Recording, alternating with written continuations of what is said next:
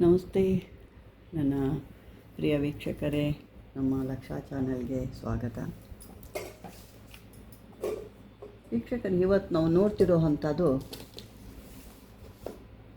ನಮ್ಮ ಶತ್ರುಗಳನ್ನ ಬಾಯಿ ಕಟ್ಟೋದೇ ಹಾಗೆ, ಅಥವಾ ನಮ್ಮ ಮೇಲೆ ಯಾವಾಗಲೂ ಕಿರಿಕಿರಿ ಮಾಡ್ತಾ ಇರ್ತಾರೆ, ಅಥವಾ ಒಂದು ವ್ಯವಹಾರದಲ್ಲಾಗ್ಬೋದು, ಅಥವಾ ಕಂಪ್ನಿಗಳಲ್ಲಾಗ್ಬೋದು, ಅಥವಾ ಹೊರಗಿನ ಜನ ಆಗ್ಬೋದು, ಅಕ್ಕಪಕ್ಕದವರು ಸುಮ್ಮನೆ ಕೆಲವೊಂದು ಸಾರಿ ಕಿರಿಕಿರಿ ಮಾಡಿಕೊಂಡು ಸುಮ್ಮನೆ ಇವ್ರ ಮೇಲೆ ಚಾಡಿ ಹೇಳ್ಕೊಂಡು ಕೆಲವೊಂದು ಸಾರಿ ಭಾಳನೇ ತೊಂದರೆ ಕೊಡ್ತಿರ್ತಾರೆ. ಇನ್ನು ಕೆಲವು ಕಡೆ ಅಂತೂ ಅವರ ಒಂದು ವ್ಯವಹಾರ ಮಾಡೋ ಜಾಗದಲ್ಲಾಗ್ಬೋದು, ಅಥವಾ ಯಾವುದಾದ್ರೂ ಅವರ ಒಂದು ಕೆಲಸ ಮಾಡ್ತಿರೋ ಅಂಥದ್ರಲ್ಲಾಗ್ಬೋದು. ಪಾಪ ಅವ್ರು ನಿಯತ್ತ ಕೆಲಸನೇ ಮಾಡ್ತಿರ್ತಾರೆ, ಆದರೂ ಅವ್ರ ಮೇಲೆ ಸಿಡಿನ ಅಧಿಕಾರಿಗಳು ಭಾಳ ಸಿಡಿಗುಡ್ತಾರೆ. ನಂಗೆ ಬೆಳಗ್ಗೆ ಒಬ್ಬರು ಮಂಗಳೂರಿಂದ ಮಾಡಿದರು, ಅವರು ಕೂಡ ಇದೇ ಒಂದು ತೊಂದರೆ ಕೂಡ ಹೇಳಿದರು. ಈ ರೀತಿ ಎಲ್ಲ ತೊಂದರೆಗಳು ಆಗ್ತಾ ಇರುತ್ತೆ. ಇಂಥದಕ್ಕೆಲ್ಲ ಅವ್ರ ಬಾಯಿ ಕಟ್ಟಬೇಕು, ಅವ್ರ ಬಾಯಿ ಮುಚ್ಚಬೇಕು. ನಮ್ಮ ಬಗ್ಗೆ ಯಾವುದೇ ರೀತಿ ಚಾಡಿಗಾಗಿ ಮಾತಾಡೋದಾಗಲಿ, ಅಥವಾ ನಮ್ಮ ಬಗ್ಗೆ ಕೆಟ್ಟದಾಗಿ ಅಲ್ಲಿ ವರ್ತಿಸೋದಾಗಿ ಮಾಡಬಾರ್ದು. ಇಂಥದಕ್ಕೆಲ್ಲ ಏನು ಮಾಡಬೇಕು, ನಾವು ಅವ್ರನ್ನ ಬಾಯಿ ಕಟ್ಟಬೇಕು. ಅವ್ರ ಬಾಯಿ ಕಟ್ಟಬೇಕು ಅಂದರೆ ಏನು ಮಾಡಬೇಕು, ಈ ರೀತಿಯಾದ ಒಂದು ಮಂತ್ರನ ಹೇಳ್ಕೋಬೇಕು. ಮಂತ್ರನೋ ಹೇಳ್ಕೋಬೇಕು, ಒಂದು ತಂತ್ರ ಕೂಡ ಮಾಡ್ಕೋಬೇಕು. ಈ ರೀತಿ ಮಾಡಿಕೊಂಡಾಗ ಅವರು ಇದನ್ನು ಮಾಡ್ಕೊಳ್ಳೋ ಅಂಥದ್ದು ಸಮಯ ನೋಡ್ಕೋಬೇಕು. ಯಾವ ಸಮಯ ಅಂದರೆ ಗ್ರಹಣ ಕಾಲದಲ್ಲಿ ಆದರೆ ಸೂರ್ಯ ಅಥವಾ ಚಂದ್ರಗ್ರಹಣ ಅಂತ ಬರುತ್ತಲ್ಲ, ಅಂಥ ಸಮಯದಲ್ಲಿ ಮಾಡ್ಕೋಬೋದು, ಅಥವಾ ಅಮಾಸೆಗಳಲ್ಲಿ ಇದನ್ನು ಸಿದ್ಧಿ ಮಾಡ್ಕೋಬೋದು, ಅಷ್ಟಮಿಗಳಲ್ಲಿ ಇದನ್ನು ಸಿದ್ಧಿ ಮಾಡ್ಕೋಬೋದು.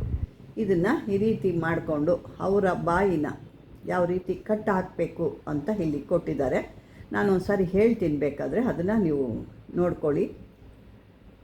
ಇದನ್ನು ಯಾವುದಾದ್ರೂ ಒಂದು ಶಬ್ದ ಇಲ್ಲದಂಥ ಸ್ಥಳದಲ್ಲಿ, ಅಥವಾ ನಿಮಗೆ ಯಾವುದೇ ಒಂದು ಅಲ್ಲಿ ಡಿಸ್ಟರ್ಬೆನ್ಸ್ ಇಲ್ಲ ಅಂದರೆ ಒಂದು ಪ್ರಶಾಂತವಾದ ಸ್ಥಳ ಅಥವಾ ನಿರ್ಜನ ಸ್ಥಳ ಅಂತ ಹೇಳ್ತೀವಿ, ಅಂದರೆ ಯಾರು ಓಡಾಡ್ದಿರಿ, ಯಾವುದು ಗಲಾಟೆ ನಿಮ್ಮ ಕಿವಿಗೆ ಬೆಳೆದಿರೋ ಅಂಥದ್ದು, ಅಂಥ ಸ್ಥಳದಲ್ಲಿ ಕೂತ್ಕೋಬೇಕು. ನಿಮ್ಮ ಎಲ್ಲ ಮೊಬೈಲ್ಗಳನ್ನೂ ಸ್ವಿಚ್ ಆಫ್ ಮಾಡಿಟ್ಕೋಬೇಕು. ಯಾಕೆಂದರೆ ಅದು ರಿಂಗ್ ಆಯಿತು ಅಂದರೆ ನಮ್ಮ ಮನಸ್ಸು ಆ ಕಡೆ ಈ ಕಡೆ ಓಡಾಡುತ್ತೆ. ಹಾಗಾಗಿ ಆ ಒಂದು ಸಮಯಕ್ಕೆ ತಕ್ಕನಾಗಿ ನೋಡ್ಕೋಬೇಕು. ಎಷ್ಟು ಟೈಮ್ ಹಿಡಿಯುತ್ತೆ ಏನು ಅಂತ ನೋಡ್ಕೋಬೇಕು. ಇದನ್ನು ನೋಡ್ಕೊಂಡು ಇದನ್ನು ಆ ಒಂದು ಮೊಬೈಲ್ನ ಸ್ವಿಚ್ ಆಫ್ ಮಾಡಿಕೊಂಡು, ಜನಗಳ ಯಾವುದೇ ನಿಮಗೆ ತೊಂದರೆ ಕೊಡ್ದಂಗೆ, ನಿಮಗಲ್ಲಿ ಅನುಭವ ಗೊತ್ತಿರುತ್ತಲ್ಲ, ನೀವು ಎಲ್ಲಿ ಕೂತ್ಕೊಂಡು ಜಪ ಮಾಡಿದ್ರೆ ನಿಮಗೆ ಇಷ್ಟ ಆಗುತ್ತೆ, ಅಥವಾ ಯಾವ ರೀತಿ ಬಂದರೆ ನಿಮಗೆ ಸರೋಗುತ್ತೆ ನಿಮಗೆ ಗೊತ್ತಿರುತ್ತೆ.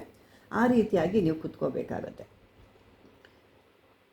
ಇದನ್ನು ಸಿದ್ಧಿ ಮಾಡ್ಕೋಬೇಕು. ನೀವು ಸುಮ್ಮನೆ ನಾನು ಮನೆಯಲ್ಲೇ ಕೂತ್ಕೊಂಡು ಮಾಡ್ತೀನಿ, ಡಿಸ್ಟರ್ಬೆನ್ಸ್ ಇರಲ್ಲ, ಮನೇಲೆಲ್ಲ ಹೇಳ್ತೀನಿ ಅಂದಾಗ ಇದೇನಾಗುತ್ತೆ, ಕೆಲವೊಂದು ಸಾರಿ ಸಿದ್ಧಿ ಆಗಲ್ಲ. ಆ ಥರ ಆಗದಿದ್ದಾಗ ಮತ್ತೊಮ್ಮೆ ನೀವೇನು ಮಾಡ್ತೀರಿ, ಎಲ್ಲರೂ ಒಂದು ಕಡೆ ಇದನ್ನು ಮಾಡ್ಕೋಬೋದು. ಅಥವಾ ನಿಮ್ಮ ಒಂದು ಯಾರು ನಿಮ್ಮ ಅಧಿಕಾರಿಗಳು ಇರ್ಬೋದು, ಅಥವಾ ಅಕ್ಕಪಕ್ಕದವ್ರು ಇರ್ಬೋದು, ಅಥವಾ ಬೇರೆ ವ್ಯವಹಾರಗಳಲ್ಲಿ ಇರ್ಬೋದು, ಇಂಥವ್ರು ಅಲ್ಲಿ ಕೂಡ ಕೆಲವ್ರು ಹೇಳ್ತಾರೆ, ಒಂದು ಅಂಗಡಿಯಿಂದ ಇನ್ನೊಂದು ಅಂಗಡಿಗೆ ಹೋದಾಗ ಅವ್ರು ಕೇಳಿದಾಗ, ಅಯ್ಯೋ ಅವ್ರ ಅಂಗಡಿಲಿ ಏನು ಚೆನ್ನಾಗಿದೆ, ಐಟಮೇ ಚೆನ್ನಾಗಿಲ್ಲ, ಎಲ್ಲ ಲೋಕಲ್ ತರ್ತಾನೆ, ನಾನು ಸ್ಪೆಷಲ್ಲಾಗಿ ತರ್ತೀನಿ ನೋಡಿ ಅಂತ ಹೇಳ್ತೇನೆ. ಅವನು ತರೋದು ಅದನ್ನೇ, ಅವನೇನು ದುಡ್ಡು ಜಾಸ್ತಿ ಕೊಟ್ಟು ಕ್ವಾಲಿಟಿದೇನು ತರೋದಿಲ್ಲ, ಅವನು ತರೋದು ಅದೇ ಲೋ ಕ್ವಾಲಿಟಿಲೇ. ಆದರೆ ಇವರು ಅವರ ಪಾಪ ಅಂಗಡಿಗೆ ಮಣ್ಣಾಕಲಿಕ್ಕೆ ಇವರು ಈ ರೀತಿ ಮಾತಾಡಿ ಒಂದು ಹೆಸರು ಮಾಡಿ ಆ ಅಂಗಡಿಲಿ ವ್ಯಾಪಾರ ಮಾಡ್ಕೊಳ್ತಾರೆ. ಅದು ತಪ್ಪದು, ಮಾಡಬಾರ್ದು. ಯಾಕೆಂದರೆ ಅವ್ರದ್ದು ಜೀವನ ಇದರಿಂದ ಆಗಬೇಕು, ನಿಮ್ಮ ಜೀವನವೂ ಅದರಿಂದನೇ ಆಗಬೇಕು. ಅದರಲ್ಲಿ ಅವ್ರಿಗೆ ಒಂದು ಮೋಸ ಮಾಡಿ ನೀವು ಸಂಪಾದನೆ ಮಾಡಲು ಏನು ಅಂತ ಇದಿಲ್ಲ. ಆದರೂ ನಿಮ್ಮ ಮನಸ್ಸಿಗೆ ನಾವು ಏನು ಹೇಳೋಕ್ಕಾಗಲ್ಲ. ಇಂಥವರು ನಿಮಗೆ ತೊಂದರೆ ಕೊಡ್ತಿದ್ದಾರೆ ಅಂದಾಗ, ನಿಮ್ಮ ಬಗ್ಗೆ ಅಪಪ್ರಚಾರ ಮಾಡ್ತಿದ್ದಾರೆ, ಅಥವಾ ನಿಮ್ಮ ಬಗ್ಗೆ ಕೆಟ್ಟದಾಗಿ ಮಾತಾಡ್ತಿದ್ದಾರೆ, ಆಫೀಸಲ್ಲಿ ನಿಮ್ಮನ್ನು ನೋಡ್ರೆ ಸಾಕು ಸಿಡಿಗುಡ್ತಿದ್ದಾರೆ, ಎಷ್ಟೇ ಒಳ್ಳೆ ರೀತಿಲಿ ಕೆಲಸ ಮಾಡೋರು ನಮಗೆ ಅಲ್ಲಿ ತೊಂದರೆ ಕೊಡ್ತಾ ಇದ್ದಾರೆ, ಅವರು ಬಂದು ನಮಗೇನೆ ನೀನು ಈ ರೀತಿ ಮಾಡ್ತಾ ಆ ರೀತಿ ಎಲ್ಲರ ಮುಂದೆ ನಮ್ಗೆ ಅವಮಾನ ಮಾಡ್ತಾರೆ ಅಂತ ಹೇಳಿದಾಗ, ಈ ಒಂದು ಮಂತ್ರನ ನೀವು ಸಿದ್ಧಿ ಮಾಡ್ಕೋಬೇಕು. ಸಿದ್ಧಿ ಮಾಡಿದ್ಮೇಲೆ ಇದು ನಿಮಗೆ ಕೆಲಸ ಆಗೋದು. ನೀವು ಬರೀ ಮನೇಲಿ ಹೇಳ್ಕೊಂಬಿಟ್ಟು ಅಲ್ಲಿ ಹೋಗ್ಬಿಟ್ಟು ಈ ರೀತಿ ಹೇಳ್ಬಿಟ್ಟೆ ಅಂದರೆ ಅದು ಯಾವುದೂ ರೀತಿಯೂ ಕೆಲಸ ಮಾಡಲ್ಲ. ಯಾಕೆಂದರೆ ನಿಮಗೆ ಮೊದಲೇ ನಾನು ವಿಷಯ ಹೇಳಬೇಕು, ಈ ರೀತಿ ಇರೋದು. ಇಲ್ಲಾಂದ್ರೆ ನೀವೇನು ಮಾಡ್ತೀರಾ, ಸುಮ್ಮನೆ ಒಂದು ಸರಿ ನೋಡ್ಕೊಳ್ತೀರಾ, ಹೇಳಿಬಿಡ್ತೀರಿ, ಅಲ್ಲಿ ಹೋಗಿ ಅವ್ನು ಬಾಯಿ ಕಟ್ಟಿಬಿಡಲಿ, ಆ ಬಾಸ್ ನಮ್ಗೆ ಹಿಂಗೆ ತೊಂದರೆ ಕೊಡ್ತಾನೆ, ಆ ಅಧಿಕಾರಿ ನಮ್ಗೆ ಹಿಂಗೆ ತೊಂದರೆ ಕೊಡ್ತಾನೆ, ಈ ವ್ಯವಹಾರದಲ್ಲಿ ಈ ಥರ ಆಗ್ತಾಯಿದೆ, ಇವನು ಬಾಯಿ ಕಟ್ಟಿಬಿಡ್ತೀನಿ ಅಂದರೆ ಅದು ಆಗಲ್ಲ. ಆಮೇಲೆ ಏನು ಮಾಡ್ತೀರಾ, ಇದೆಲ್ಲ ಸುಳ್ಳು, ಏನು ಕೆಲಸ ಆಗಲ್ಲ ಅಂತ ಮಾತಾಡ್ತೀರಾ. ಅದಲ್ಲ, ನೀವು ಮಾಡ್ಕೋಬೇಕಾದ್ರೆ ಒಂದು ಸಿದ್ಧಿ ದಿವಸ ಮೊದಲು ಇದನ್ನು ಸಿದ್ಧಿ ಮಾಡ್ಕೋಬೇಕು. ಎಷ್ಟು ಮಾಡ್ಕೋಬೇಕು? 1,00,000 ಅಥವಾ 2 ನಿಮಗೆ ಎಷ್ಟು ಸಾಧ್ಯ ಆಗುತ್ತೋ ಅಷ್ಟು. ಇದು ನೀವು ಮಾಡಿದಷ್ಟು ನಿಮಗೆ ಅಭಿವೃದ್ಧಿ ಆಗುತ್ತೆ. ಈ ರೀತಿ ಮಾಡಿಕೊಂಡಾಗ ನಿಮಗೆ ಕೆಲಸಗಳು ಅಥವಾ ಈ ಒಂದು ಮಂತ್ರದ ಒಂದು ಸಿದ್ಧಿ ನಿಮಗೆ ಆಗುತ್ತೆ. ಮೊದಲು ಈ ಸಾಧಕರು ಯಾರು ಇರ್ತಾರೋ ಅವರು ಅದನ್ನು ಮೊದಲು ಈ ಮಂತ್ರನ ಕಲಿತು ಸಿದ್ಧಿ ಮಾಡ್ಕೋಬೇಕು. ನಂತರನೇ ಇದನ್ನು ಕಾರ್ಯರೂಪಕ್ಕೆ ತಗೋಬೇಕು. ಈ ಮಂತ್ರ ಬೇಕಾದ್ರೆ ಒಂದು ಬಾರಿ ಹೇಳ್ತೀನಿ, ಕೇಳಿಸ್ಕೊಳ್ಳಿ. ಯಾಕೆಂದರೆ ಇದು ಏನು ಕೇಳ್ತಾ ಇದ್ದೀನಿ ಅಂದರೆ, ಕೆಲವ್ರಿಗೆ ಓದ್ಲಿಕ್ಕೆ ಬರಲ್ಲ ಅಂತ ಹೇಳ್ತಾರೆ. ಇನ್ನೂ ಒಂದು ಕೆಲವ್ರು ಹೇಳ್ತಾ ಇದ್ದೀನಿ, ಅದನ್ನು ಹೇಳ್ತೀನಿ. ಕೆಲವರು ಸಬ್ಸ್ಕ್ರೈಬರೇ ಆಗಿಲ್ಲ, ಸುಮಾರು ಜನ ಸಬ್ಸ್ಕ್ರೈಬರ್ ಆಗಿಲ್ಲ. ಅವ್ರಿಗೆ ಅಂದರೆ ಅಷ್ಟು ಗೊತ್ತಾಗ್ತಿಲ್ಲ, ಹೆಂಗೆ ನಮ್ಗೆ ಸಬ್ಸ್ಕ್ರೈಬರ್ ಆಗೋದು ಅನ್ನೋದು ಗೊತ್ತಾಗ್ತಿಲ್ಲ. ಹಾಗಾಗಿ ಸಬ್ಸ್ಕ್ರೈಬರ್ ಆಗ್ತಾ ಇಲ್ಲ. ಅದರಿಂದ ಏನಾಗುತ್ತೆ, ನಮ್ಮ ಕೆಲವೊಂದು ವೀಡಿಯೋಗಳು ಅವ್ರಿಗೆ ಹೋಗ್ತಾ ಇಲ್ಲ. ಕೇಳ್ತಾರೆ, ಈ ವಿಡಿಯೋ ಬರ್ತಾನೆ ಇಲ್ಲ ನಮಗೆ ಅಂದಾಗ, ನೀವು ಸಬ್ಸ್ಕ್ರೈಬರ್ ಆಗಿದ್ದಾಗ ತಕ್ಷಣಕ್ಕೆ ಏನಾಗುತ್ತೆ, ನಾನು ಮಾಡಿದಂಥ ಒಂದು ವಿಡಿಯೋ ನಿಮಗೆ ತಕ್ಷಣಕ್ಕೆ ಬರುತ್ತೆ. ನೀವು ಸಬ್ಸ್ಕ್ರೈಬರ್ ಆಗಿಲ್ಲ ಅಂದರೆ ಅದು ಬರೋದಿಲ್ಲ, ಆ ಒಂದು ವಿಡಿಯೋ ಹೊರಟೋಗಿರುತ್ತೆ ನಿಮ್ಮ ಹತ್ರ. ಹಾಗಾಗಿ ಹೇಳ್ತಿದ್ದೀನಿ, ನೀವು ಇದನ್ನು ಸಬ್ಸ್ಕ್ರೈಬರ್ ಮಾಡ್ಕೊಳ್ಳಿ. ಸುಮ್ಮನೆ ನೋಡ್ತಾ ಇದ್ದರೆ ನಿಮಗೆ ಯಾವುದು ಇಂಥ ಒಳ್ಳೊಳ್ಳೆ ಒಂದು ವಿದ್ಯೆಗಳು ನಿಮಗೆ ಮಿಸ್ ಆಗೋಗುತ್ತೆ. ಹಾಗಾಗಿ ಬನ್ನಿ, ಇವಾಗ ಒಂದು ಮಂತ್ರ ಅಂಥವ್ರಿಗಾಗಿ ಈ ಮಂತ್ರ ಹೇಳ್ತಿರೋದು. ಪಾಪ ಅವ್ರಿಗೆ ಓದ್ಲಿಕ್ಕೆ ಬರಲ್ಲ. ಈಗ ಹೇಳಿದಾಗ ಅವರು ಸ್ವಲ್ಪ ಕಲ್ತ್ಕೊಳ್ತೀವಮ್ಮ, ನಮಗೆ ಬರಲ್ಲ, ಬರ್ಕೊಳ್ತೀವಿ ಯಾರಾದ್ರೂ ಕರೆಸ್ಕೊಂಡು.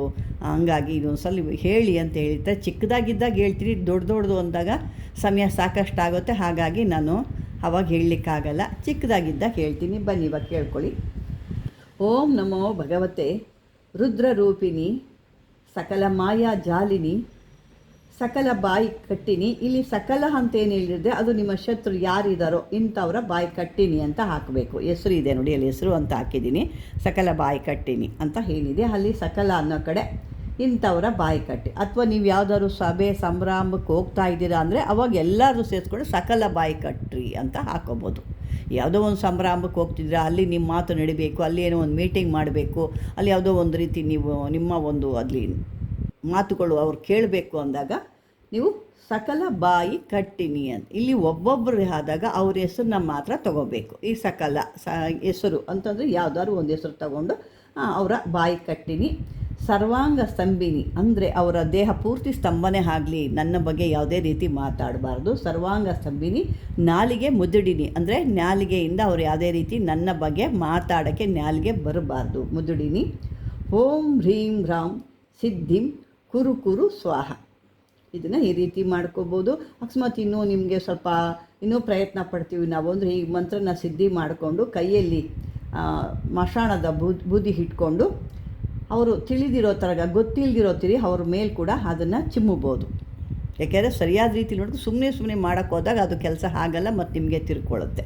ಸುಮ್ಮನೆ ನೀವು ಯಾವುದೋ ಕೆಟ್ಟದಕ್ಕೆಲ್ಲ ಅವ್ನು ನಾನು ಹೇಳ್ದಂಗೆ ಕೇಳಬೇಕು ಅಂತ ನೀವು ಅಲ್ಲಿ ಒಂದು ಮಾಡೋಕ್ಕೆ ಹೋದಾಗ ಇದು ಕೆಲಸ ಆಗಲ್ಲ.